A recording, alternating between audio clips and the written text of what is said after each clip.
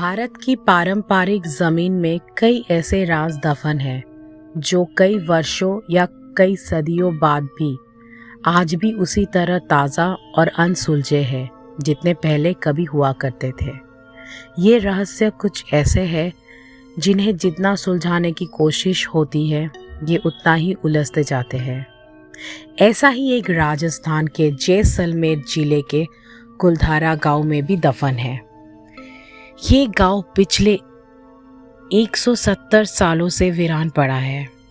एक ऐसा गांव जो रात ही रात में वीरान हो गया और सदियों से लोग आज तक नहीं समझ पाए कि आखिर इस गांव के वीरान होने का राज क्या था। कुलधारा गांव के वीरान होने को लेकर एक अजीबोगरीब रहस्य है। दरअसल कुलधारा की कहानी शुरू हुई थी आज से करीब 200 साल पहले, जब कुलधारा खंडर नहीं था बल्कि आसपास के 80 गांव पालीवाल ब्राह्मणों से आबाद हुआ करते थे। लेकिन फिर जैसे कुलधारा को किसी की बुरी नज़र लग गई। वो शख्स था रियासत का दीवान सालम सिंह, अयाशी दीवान सालम सिंह, जिसकी गंदी नज़र गांव की एक खूबसूरत लड़की पर पड़ गई थी। दीवान उस लड़की के पीछे इस कदर पागल था कि बस किसी तरह से उसे पा लेना चाहता था। उसने इसके लिए ब्राह्मणों पर दबाव बनाना शुरू कर दिया।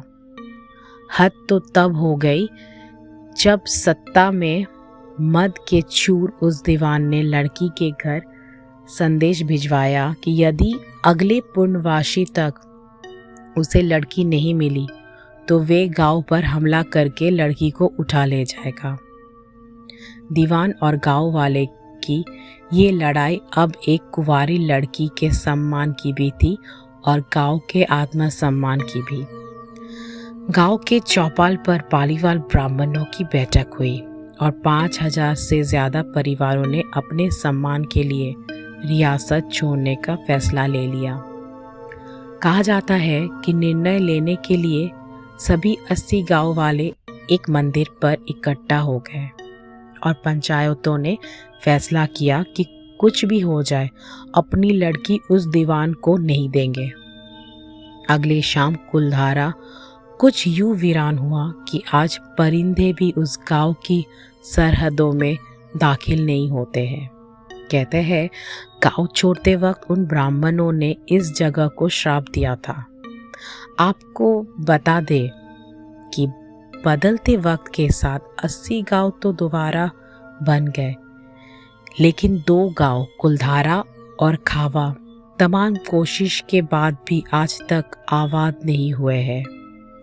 ये गांव अब भारतीय पुरातत्व विभाग के संरक्षण में है, जिसे दिन की रोशनी में सैलानियों के लिए रोज़ खोल दिया जाता है।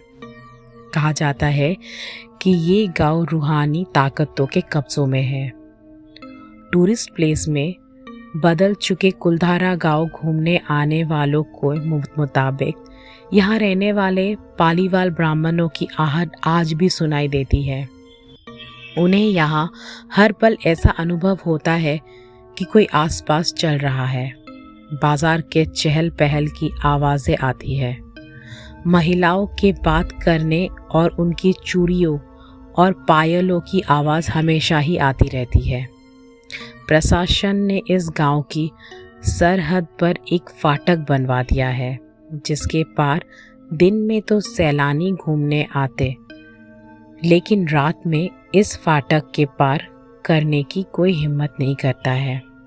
कुलधारा गांव में एक मंदिर है जो आज भी श्राप से मुक्त है। एक बावड़ी भी है जो उस दौरान में पानी पीने का जरिया था। एक खामोश गलियारे में उतरती कुछ सीढ़ियाँ भी है। कहते हैं शाम ढलने के बाद अक्सर यहाँ कुछ आवाज़ें सुनाई देती है।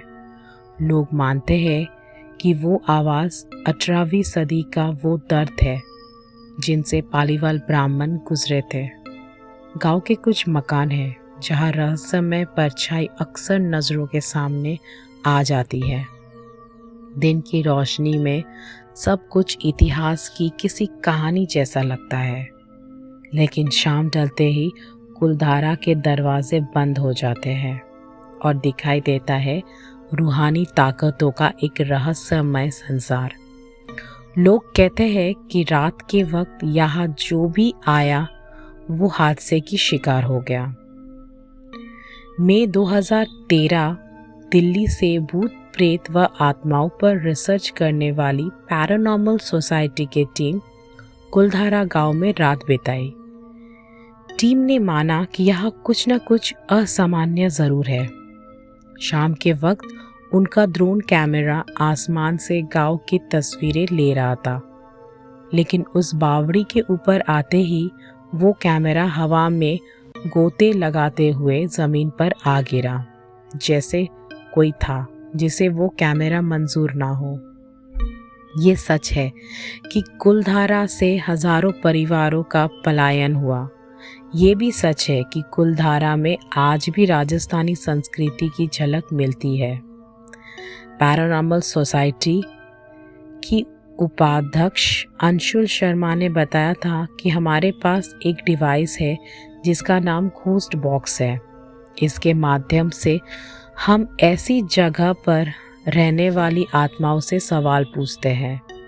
कुलधारा में भी ऐसे ही किया। जहाँ कुछ आवाज़ें आई तो कई असामान्य रूप से आत्माओं ने अपने नाम भी बताए। 4 मई 2013 शनिवार की रात्रि में जो टीम कुलधारा गई थी, उनकी गाड़ियों पर बच्चे के हाथ के निशान मिले। टीम के सदस्य जब कुलधारा गांव में घूमकर वापस लौटे तो उनकी गाड़ियों के कांच पर बच्चे के पंजे के निशान भी दिखाई दिए, जैसा कि कुलधारा गई टीम के सदस्यों ने मीडिया को बताया। लेकिन ये भी सच है कि कुलधारा में भूत और आत्माओं की कहानियाँ सिर्फ एक वहम है। इतिहासकारों के मुताबिक पालीवाल ब्राह्मणों ने अपनी संपत्ति, जिसमें भारी मात्रा के सोने, चांदी और हीरे जवाहरात थे, उसे जमीन के अंदर दबा रखा था। यही वजह है कि जो कोई भी यहाँ आता है वे जगह जगह खुदाई करने लग जाता है, इसी उम्मीद से कि शायद वे सोना उनके हाथ लग जाए। ये गांव आज भी जगह जगह से खुदा हुआ मिलता है।